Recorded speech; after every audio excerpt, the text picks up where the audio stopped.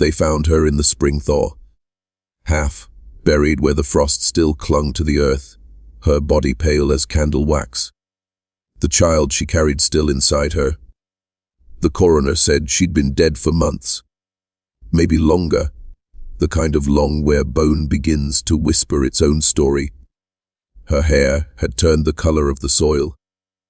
Her fingers were curled around a small wooden rosary, carved crudely, as if by a child. The townsfolk didn't speak her name. They hadn't for years. In that county, to say it aloud was to summon back the thing that had nearly unmade them all. They just called her the Mother on the Hill. The first man to find her saw her face hadn't decayed right. Her skin hadn't collapsed the way the dead normally do. It was stretched too tight, as if her body was still clinging to the secret that killed her. And when they opened her, when they saw the thing curled within her womb, that's when the sheriff ordered the grave dug, without ceremony, without priest or prayer. They say the child's bones were wrong, too small for its age, too many joints where there shouldn't have been, its skull soft and uneven, with teeth already forming beneath the gums.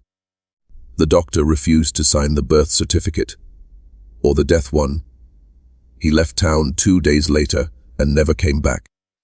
When the grave was filled, the earth didn't settle right. For weeks, the ground over it sank unevenly, as if something beneath still moved, still shifted in the soil, and those who passed the hill after dark swore they heard it. A faint lullaby, half sung, half hummed, carried by the wind from the trees that surrounded her burial site. A lullaby no one could place, though some said it sounded like the tune she used to hum to her son. Except her son had been dead for nearly 20 years. That's where this story begins. Not in a cradle or a church, but in a grave. Because what they found inside her body that night forced the town to reckon with a truth older than their faith, older than the land itself, a truth that blood, when folded too many times upon itself, becomes something else entirely. And the woman buried in that frozen soil, she was both mother and wife, victim and vessel, the last chapter of a bloodline that refused to die. Which city are you watching from? And what time is it right now? The county clerk refused to list her among the dead. He said her name was stricken, that no paper should carry it again. And yet, buried deep in the archives of Hollow Creek, one torn birth record still bears the same last name, written twice, once in the column marked mother, and again in the column marked father. Locals claim it began decades earlier, before the war took the men and the mines took their sons. Back then, the valley was alive with coal dust and hunger, a place where names were traded for bread and sins for silence. Her family lived at the farthest edge of the county, where the road ended in roots and fog. The house stood on a rise of black earth, leaning slightly to one side, like it had been trying to escape the hill that birthed it. People in town said the place was cursed, not by witches or ghosts, but by blood. Generations had lived and died inside those walls without ever marrying beyond them. Cousins became spouses, aunts became mothers twice over, and the family Bible grew thick with names that repeated like an echo: Isaac, Miriam, Elias, Ruth. The same faces, the same eyes, reborn again and again, until no one could tell where one life ended and another began. When she was born, they said she came early, blue and silent, but her grandmother breathed life into her with a whisper and a slap. They named her Ruthie, after the first woman of their line to survive the fever that once wiped half the valley clean. She grew up pale and slight, with a gentleness that unsettled people, the kind that doesn't come from peace but from fear. She rarely spoke above a murmur. Some said her eyes didn't always focus right, that when she looked at you, She wasn't seeing you at all, but something behind you. The house on the hill was silent except for the wind and the sound of her father's boots pacing at night. He was old even then, white-haired, hollow-chested, with the stiff, deliberate movements of a man worn down by both work and something else, something inside him. When the mines closed, he stopped going to town. The family sold what little they had, and by the time Ruthie turned 12, they lived entirely off the land and what they could make with their hands. No one saw them much after that. And when people stopped seeing a family in these mountains, it usually meant one of two things. They'd left, or they'd turned inward. And Ruthie's family never left. Somewhere between the dying of one generation and the birth of the next, that line folded again. And what grew in its place would one day crawl from the shadows of that house and into the town's nightmares. The hill they lived on was steep, the soil black and damp, with roots that clutched at your ankles like fingers if you wandered too close. The path leading to their house had once been used by trappers, but by the time Ruthie came of age, it was little more than a tunnel of thorn and mud. Children from the valley dared each other to climb halfway and touch the first fence post. Though most turned back before they reached it, they said the trees grew wrong up there, bent, crooked, as if the hill itself was trying to keep something in. Inside that house, time moved differently. The seasons changed outside the walls, but inside, the air stayed heavy, stale, as though the place didn't breathe. The windows were never opened, not even in summer. Curtains stayed drawn. Daylight filtered through cloth, so thick it looked like dusk, no matter the hour. By 16, Ruthie was the only child left. Her brothers had died young. One from fever, one from a fall that no one in town ever saw. Some said the father buried them behind the barn without markers, just stones and silence. Others whispered that they hadn't been his sons at all, but something else. The result of too many years of blood binding itself into knots. Her mother was sickly, a pale wraith who rarely left her bed. The old women in town remembered her once as beautiful, with a voice that could make even the church pews weep. But that was before she'd given birth too many times, before her body began to turn on itself. Now she barely spoke. When Ruthie brought her food, she'd sometimes whisper things under her breath, names that didn't belong to anyone living, fragments of prayers that had no saints in them. And then there was her father. He was not a cruel man by the standards of those mountains, but there was a coldness about him, a distance that unsettled the few who still passed their land. He spoke little, ate alone, and spent his nights in the cellar, hammering at something no one ever saw. When Ruthie was a child, she used to wake to the sound of that hammering. Slow, steady like a heartbeat echoing through the floorboards. Her mother told her not to ask. By the time Ruthie turned 18, the hammering stopped. Her mother died that spring. The townsfolk said they heard no crying, no wailing from the hill. Just the faint toll of a bell, rung once, then silence. After the funeral, if it could be called that, Ruthie's father grew softer toward her. He began sitting beside her at supper, began holding her hand when she prayed. At first, it seemed like grief, but grief fades, and his touch did not.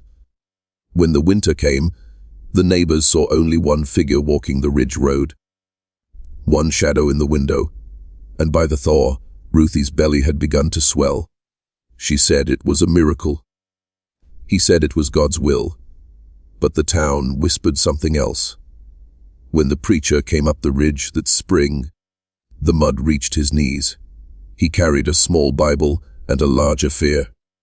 The valley had been whispering for weeks of Ruthie, her belly full and her father smiling in church for the first time in years. smiling in a way that made people's hands tighten on their hymnals. He knocked once on the cabin door. No answer. The second knock echoed too long, like the sound got trapped in the wood.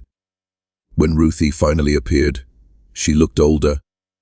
Her skin stretched thin, her eyes glassy and strange.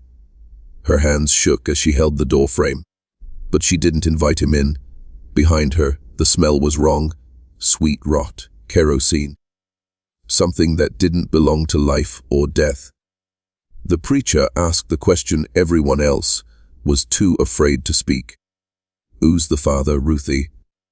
She looked at him for a long time before answering. "He's gone," she said softly. But the old man's boots were still by the hearth. That summer, the house grew quieter than ever.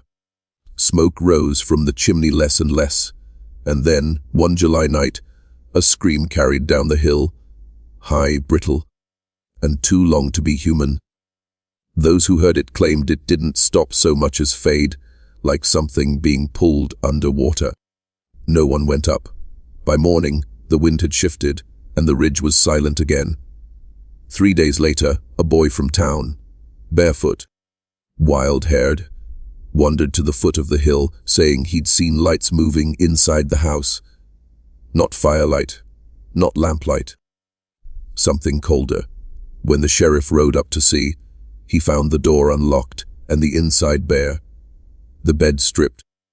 The cellar open. The only thing left in the cradle was a bundle of cloth, stained dark in the middle and still warm. And somewhere beneath that cradle, the earth had been disturbed. He left without touching it. Weeks passed before Ruthie was seen again. She came down to the general store with a baby wrapped in burlap, her hair matted, her eyes empty as river stones. She said nothing, only handed over a list written in a shaking hand. Flour, salt, lamp oil. The shopkeeper noticed her wrists bruised, ringed as if by fingers that had held too tight. The baby never cried. Some said it didn't blink either. Others swore it stared at them with the same unfocused gaze as the father. A gaze that seemed to look straight through the living. When Ruthie returned up the hill, she didn't look back. By autumn, the valley children began having nightmares. They spoke of a figure standing at the edge of the woods, small, pale, watching, always watching. And though no one dared say it aloud, they all knew whose child it was. By the time the leaves began to turn, the town had learned to stop asking questions. The preacher stopped visiting. The sheriff rode the long way around the ridge, even when his horse stumbled in the dark. And those who still prayed whispered her name in the same breath as storms and fever, things sent by God to test the living. The cabin's windows had long since gone dark. No smoke rose from the chimney, only on certain nights. When the moon was heavy and low, did the townsfolk claim to see light flickering from the upper window. Some said it was a candle, others said it was eyes. The child, if it could be called that, grew in silence. A neighbor once saw Ruthie at the creek, her skirts wet, her arms trembling as she tried to wash something from the cloth she held. It was small, red-stained, and limp. When the neighbor called out to her, Ruthie turned, and the woman said the look on her face wasn't sorrow. It was confusion, like she couldn't tell whether she was washing her child or herself. Soon after, the town began to hear the sound. It came down from the ridge at night. A rhythm, low and uneven, like something dragging itself through wet grass. Dogs howled, horses kicked at their stalls.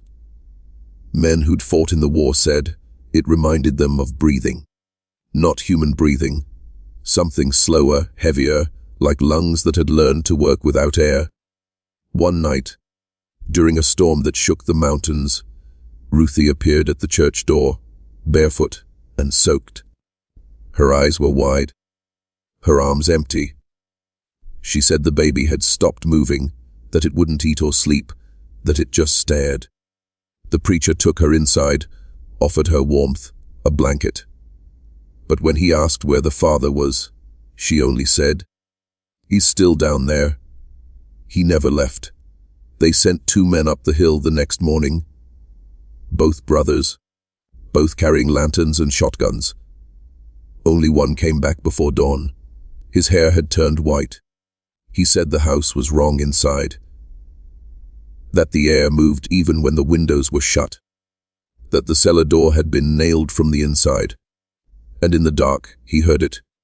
Not crying, not footsteps, but whispering, 2 voices, one old, one small. He swore he'd heard Ruthie say, "Mama's here," and something beneath her answered, "No, I'm your mama."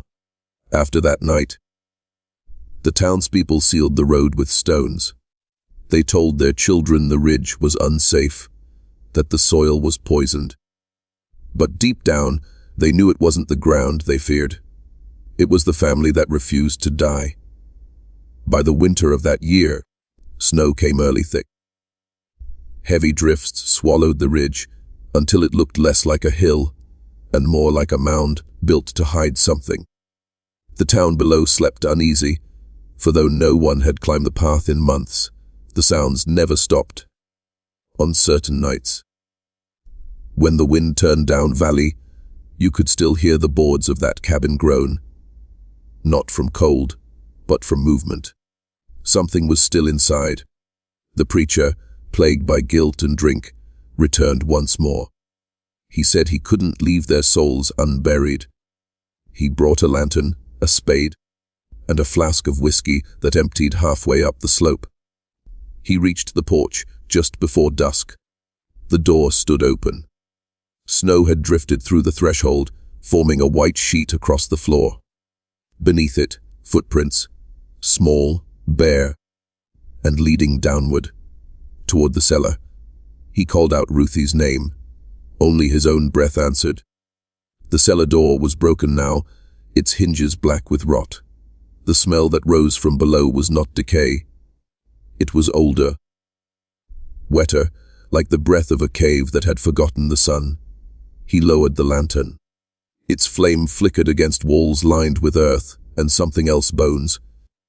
Tiny ones, set carefully, almost lovingly, into the dirt. Not as graves, as decoration, and in the far corner, huddled beside an empty cradle, sat Ruthie. Her face was hollowed, her skin gray and papery, like she'd been carved from candle wax. In her lap, she cradled the bundle. It twitched once, then went still. When the preacher stepped closer, she looked up. Her eyes were not her own anymore. "He wouldn't let me bury it," she whispered. "He said it was family." The preacher's hand shook as he raised the lantern higher. That's when he saw it. The boards beneath Ruthie's feet, pulsing slightly, like something breathing beneath them. He stumbled backward. The floorboards split. Something slick and white rose through the cracks, like roots twisting in reverse. They wrapped around Ruthie's ankles, her wrists, her throat. She didn't scream. She smiled. "His coming," she said softly. The preacher dropped the lantern. Flame met floor. The last thing he saw before running into the snow was the bundle in her arms unraveling. Not a child at all, but something smaller, wrong-shaped, and still moving. By dawn, the hill was burning. The fire spread slow, as though the wood itself didn't want to die. It burned for 3 days. When the smoke cleared, there was nothing left but black earth and the faint shape of a foundation. The townsfolk swore never to rebuild. But the ridge did not stay quiet. In the years that followed, travelers claimed to see a light on that hill, a single window glowing through the fog, and the silhouette of a woman holding something close against her chest.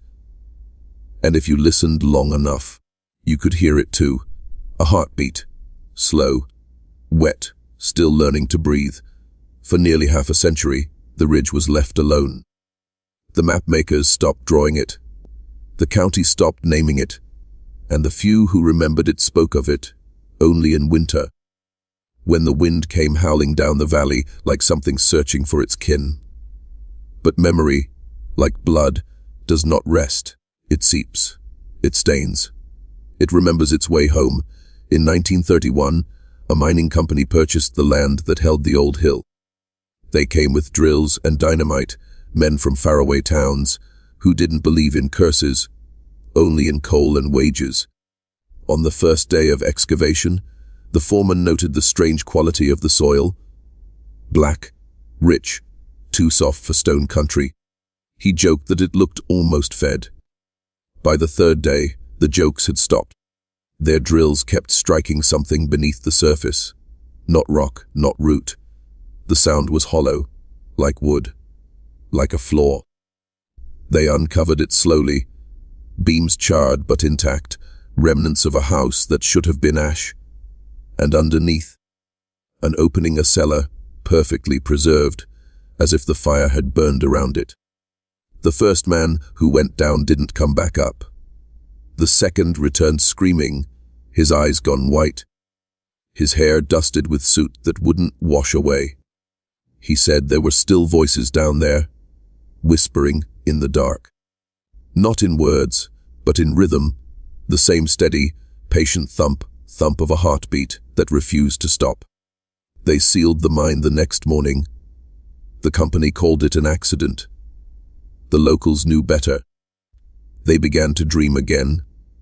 Dreams of a woman standing in the doorway of a house that shouldn't exist, holding something wrapped in cloth, dripping down her arms. Her face hidden, her hair floating as if underwater. And those who dreamed it too many times began to speak strangely. Words they didn't understand. Names they'd never learned.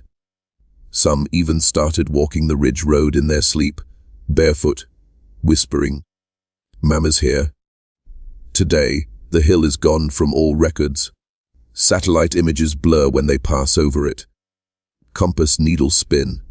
And at night, from the highway below, a faint light can still be seen, glowing through the fog, a small window where no house stands. No one dares climb it now. But sometimes, on the coldest nights, the air carries something down from that height. The faint smell of burning wood, of kerosene, of something just barely alive. And if you stop to listen, really listen, you'll hear it. The whisper of two voices beneath the earth, mother and child, repeating each other's names until the sound becomes one. A prayer, a curse, a heartbeat. That was the last family of the ridge. They never died. They just went home.